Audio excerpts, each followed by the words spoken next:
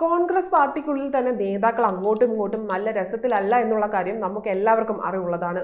പല കാര്യങ്ങളിലും വാക്തർക്കങ്ങളും പോരുകളും നമ്മൾ കണ്ടതുമാണ്. ഇപ്പോൾ VM സുധീരൻ പല കാര്യങ്ങളും തുറന്നടിച്ചിരിക്കുകയാണ്. രാമക്ഷേത്ര ഉദ്ഘാടന വിഷയത്തെ ചൊല്ലിയാണ് സുധീരൻ സംസാരിച്ചത്.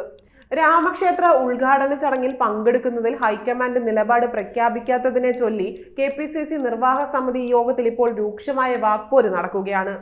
മൃദു ഹിന്ദുത്വ നിലപാട് എടുക്കരുതെന്ന് KPCC മുൻ അധ്യക്ഷനായിരുന്ന VM സുധീരൻ തുറന്നടിച്ചു. കൃത്യമായ നിലപാടോ മറുപടിയോ പറയാതെ സുധീരനെ പരിഹസിക്കാനാണ് പല നേതാക്കളും മുതിർന്നത്. KPCC നേതൃത്വം പരാജയമാണെന്നും നേതാക്കൾ പ്രവർത്തിക്കുന്നത് പാർട്ടിക്ക് വേണ്ടിയല്ല അവരവർക്ക് വേണ്ടിയാണെന്നും സുധീരൻ പറയുകയുണ്ടായി. കോൺഗ്രസിൽ 2 ഗ്രൂപ്പ് ഉണ്ടായിരുന്നത് ഇപ്പോൾ 5 ഗ്രൂപ്പായി മാറിയെന്നും അവനവന് വേണ്ടി പ്രവർത്തിക്കുന്നവരായി നേതാക്കൾ മാറിയെന്നും പാർട്ടിയിൽ കൂടിയാലോചനകൾ ഇല്ല എന്നും സുധീരൻ പറഞ്ഞു.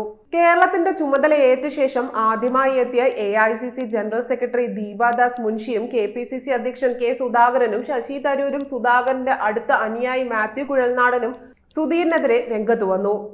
പാർട്ടി വിട്ടയാളാണ് സുധീരനെന്നും നേരിട്ട് അക്കാര്യം തന്നോട് പറഞ്ഞിട്ടുണ്ടെന്നുമായിരുന്നു സുധാകരന്റെ പ്രതികരണം. ഏറെ നാളുകൾക്ക് ശേഷം കയറി വന്ന് സ്വന്തം കാര്യം പറഞ്ഞ് ഇറങ്ങിപ്പോയി. കൂടുതൽ പറയിപ്പിക്കരുതെന്നും സുധാകരൻ പറഞ്ഞു. കോൺഗ്രസിനൊപ്പമുള്ള ഹൈന്ദവ വിശ്വാസികളെ കാണാതെ നിലപാടെടുക്കാനാകില്ല എന്നായിരുന്നു തരൂര് പറഞ്ഞത്. സുധീരൻ അതിര് കടക്കുന്നുണ്ടെന്നും പാർട്ടിയെ മോശമായി ചിത്രീകരിക്കുന്നു എന്നുമായിരുന്നു കുഴൽനാടന്റെ ആക്ഷേപം.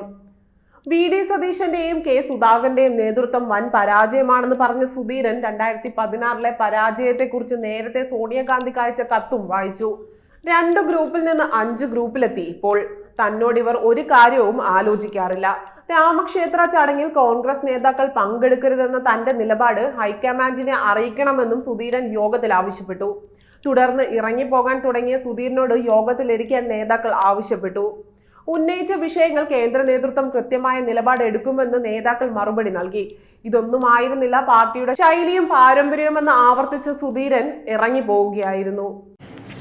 കൂടുതൽ വാർത്തകൾ അറിയുവാനായി ഈ ചാനൽ സബ്സ്ക്രൈബ് ചെയ്ത് ഫോളോ ചെയ്യുക.